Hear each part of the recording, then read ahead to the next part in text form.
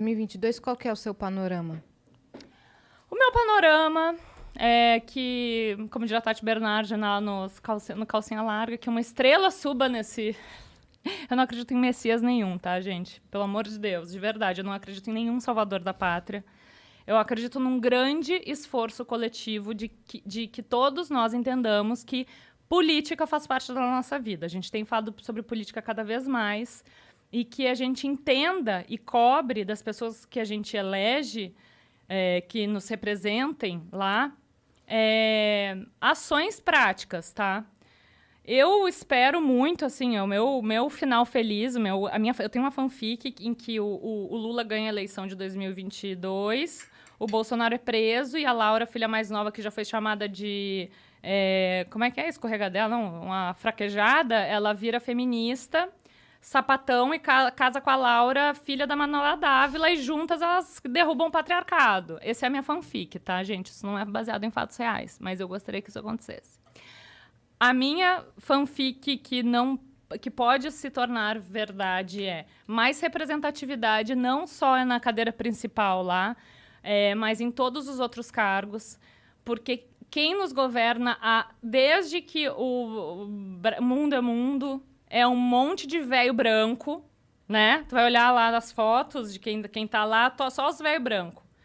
Tira esse povo de lá. Esse povo já contribuiu. Esse povo, daqui a pouco, vai estar, né, onde cada um quiser ir, ou merecer. Porque eu acho que boa parte deles vão merecer lugares bem abaixo do que o nível que a gente está.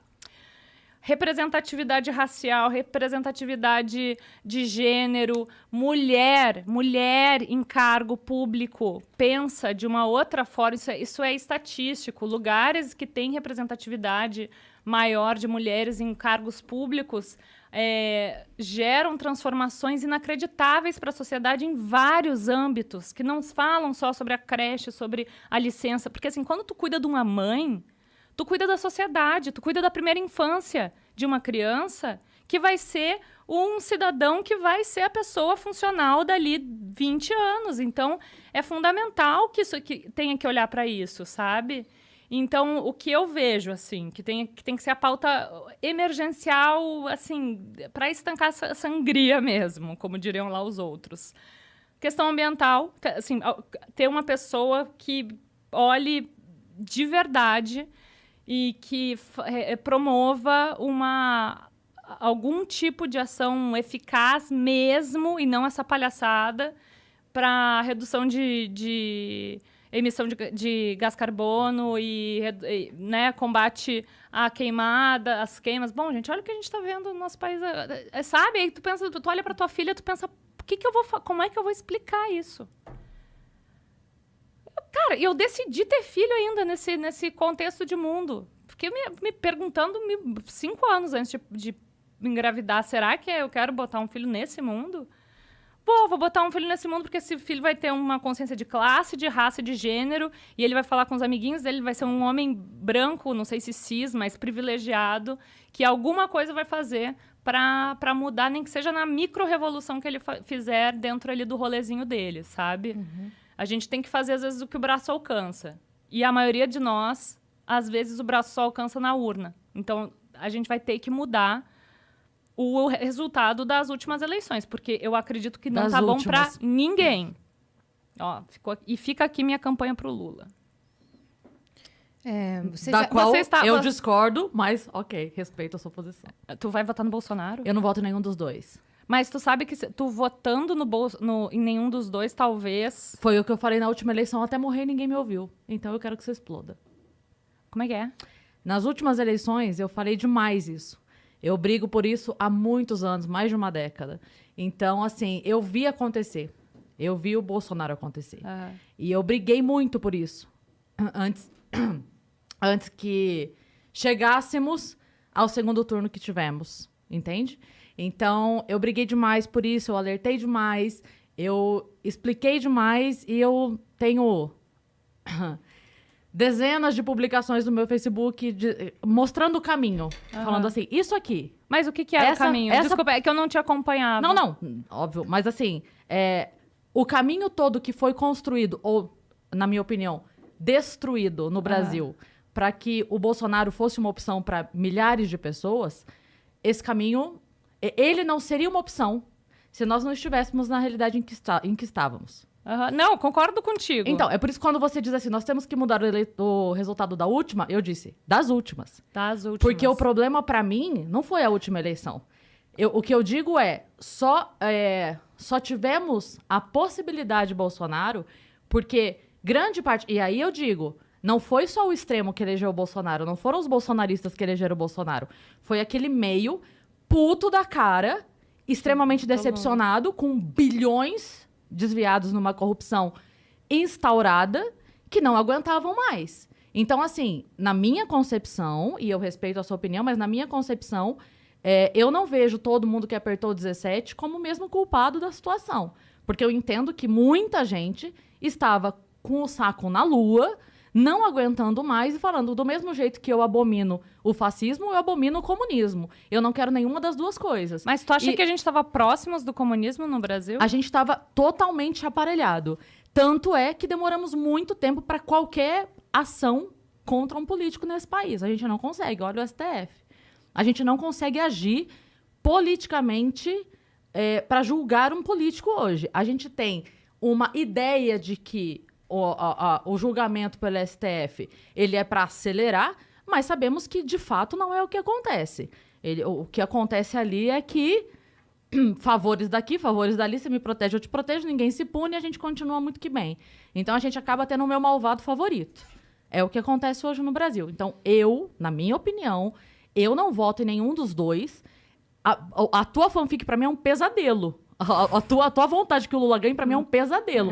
E que Mas não é que se não for ele, vai ser o Bolsonaro. Então, pra mim, não tem que ser nenhum dos dois. A minha briga é essa. A grande questão é, nós estamos brigando hoje pra ver pra onde o centro vai. Porque é o centro que vai eleger um ou outro. A gente tem Lula doente, a gente tem Bolso doente. Mas quem que tu vê nesse meio que tem a possibilidade de vencer o Bolsonaro? Eu não sei, eu não sou da política.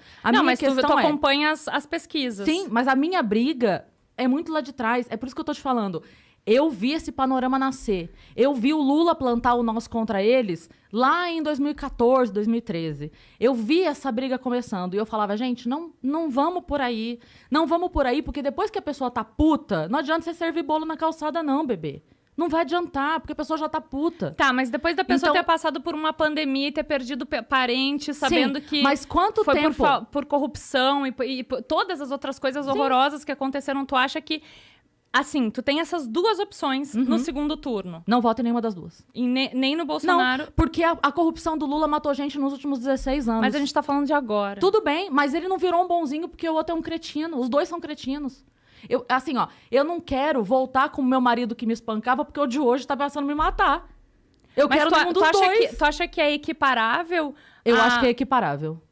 O que o Bolsonaro fez. Não, a questão a maldade, pra mim, é equiparável. Não tem pecadinho e pecadão. Eu não quero um maldoso, qualquer que seja ele. Pra mim, os dois são lobos. Um deles em pele de cordeiro. Tá, tu sabe que o Lula foi absolvido, né? Então, mas o fato de... Não, ele não foi absolvido. Voltou a zero. Ele não foi absolvido. O julgamento dele não foi absolvido. Voltou a zero. Ele zerou o julgamento. Tá, sim, mas ele virou então a tua fala ele foi absolvido. Ele não foi. Isso a gente não pode plantar essa fanfic, tá não bom, é. Beleza. Não é verdade isso. Ele não foi absolvido. Foi zerado o julgamento por aquilo que eu estou falando. Todos os entrelaçamentos da nossa política que hoje não permite que um político seja julgado com o mínimo de isonomia. A gente não tem isso hoje. A gente não tem um julgamento absolutamente livre. Por quê? Porque eu tenho um rabo preso aqui, o outro tem um rabo preso aqui, você faz isso, eu faço aquilo, eu protejo teu filho, você protege o meu cargo, e assim a gente leva a vida. Então, pra mim, os dois estão no mesmo saquinho. Eu, Cris, não quero nenhum dos dois, não voto em nenhum dos dois. E pra mim, é uma briga que eu venho tendo há muitos anos. Eu lutei muito. Eu prejudiquei trabalho, eu prejudiquei tudo que você pode imaginar. Eu imagino. Eu perdi trabalho por dizer para as pessoas, olha o que está acontecendo. E eu ouvi de muita gente assim, mas eu não ligo pra política. Eu falo, meu amor, mas o preço do arroz é política. Sim. O preço do combustível é política. Sim. Não adianta você... mas eu não ligo. Não tem que não ligar. Não é não ligar. A grande questão é... Durante muito tempo eu me meti nisso. Durante muito tempo eu tentei. Eu vi isso nascer. Eu vi Bolsonaro ser piada na Luciana Gimenez. Eu falava, gente... Mas olha só, gente... Cris, não foi só tu, tá?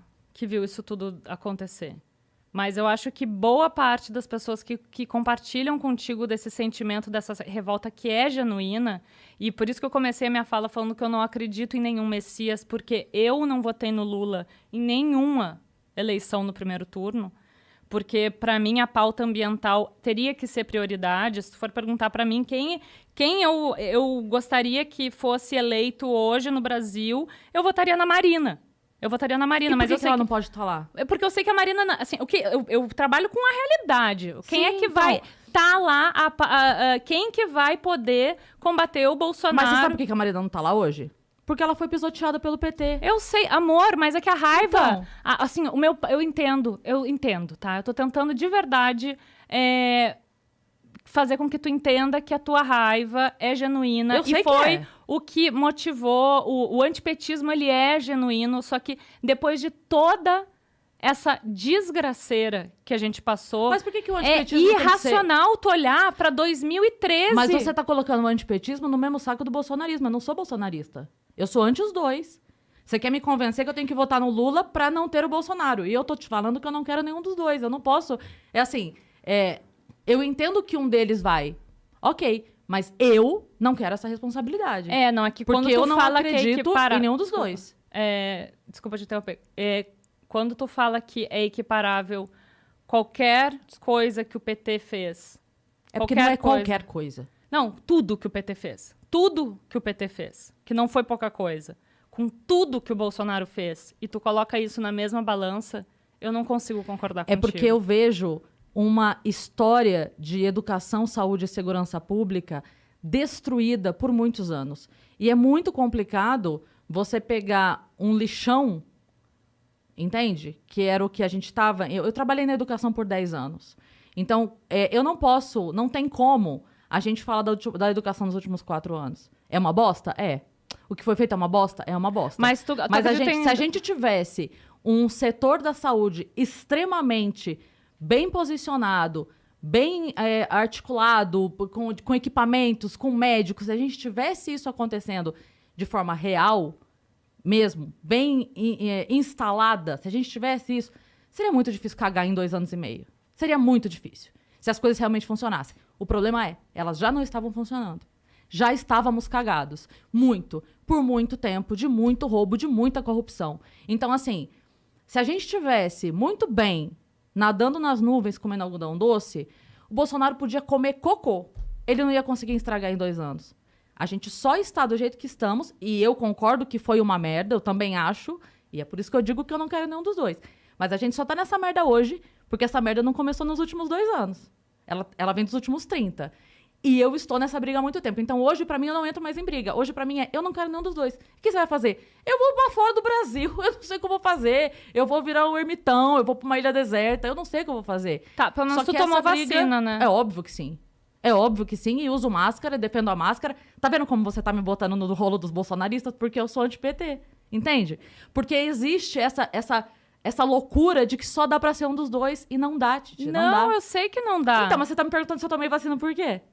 Porque quando tu coloca só na parte da... Porque você tá me botando junto com os bolsonaristas. Não tô te botando junto com os bolsonaristas, mas quando tu equipara o que... Pra mim, quando tu equipara o que aconteceu na pandemia com a roubalheira do PT e todo o genocídio, né, que aconteceu no nosso país por corrupção também, entre várias outras coisas...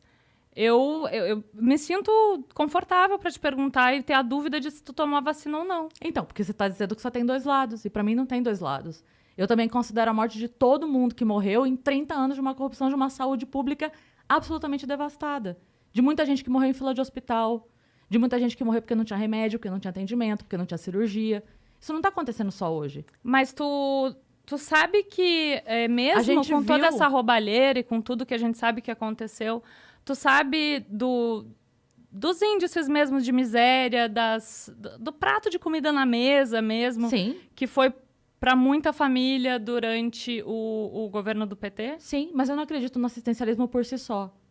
Entendi. Eu não acredito no assistencialismo que ele se sustenta à base de chantagem. Tu acredita em pessoas revirando carro de lixo pra pegar comida? Não, meu amor, eu acredito no assistencialismo que ele dá a possibilidade da pessoa melhorar de vida de verdade.